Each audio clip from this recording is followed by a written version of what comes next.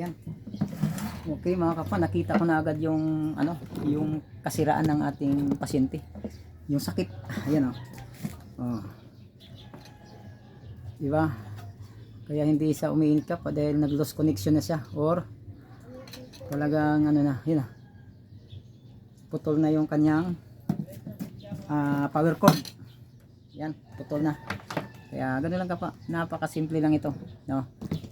Diba?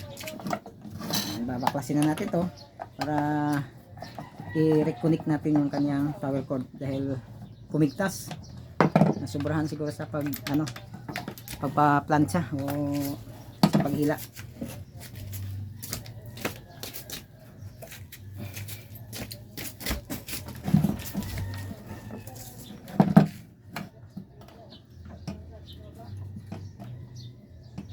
Oh, yan ka pa oh. Oh. Oh, putol ka pa oh. Ayun oh. Oh. 'Di ba? Hindi talaga yan iinit pag once na may diferensya. Oh, 'di ba?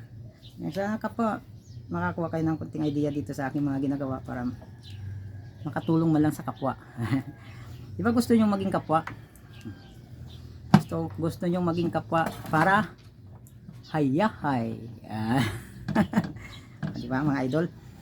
Okay, oh, i-reconnect lang natin yung kapwa. Napakasimple lang yan. Oh, di ba? Tapos lalagyan natin ng electrical tape. Then pwede na uli magamit. Di ba? Ganun lang, simple lang mga kapwa. Pag ikaw ay may kaalaman, lamang ka. Oh, di ba? Ganun lang, di ba? Lamang ang may alam. Sabi sa aming teacher dati, yung nag-aaral pa lang ako nito. Okay mga kapwa. Saka yung iba dyan mga kapwa natin nagmamagaling-magalingan ha. Uy, siguraduhin yung ginagawa ninyo na alam nyo kasi nga delikado ito kapwa. Kuryente ito. At ang kuryente ay hindi sinungaling. Kaya mag-ingat din tayo ha. Huwag ano tayo gaya ng gaya. Baka mamaya. Kung hindi kaya, nandito lang ako. Ha? Sanggunin mo lang sa akin yan kapwa para saglit lang natin magawa yan.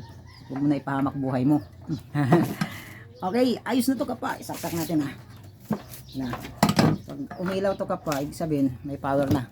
Saksak natin. Pakita natin, baka sabihin naman hindi nasaksak. Ayan. Oh.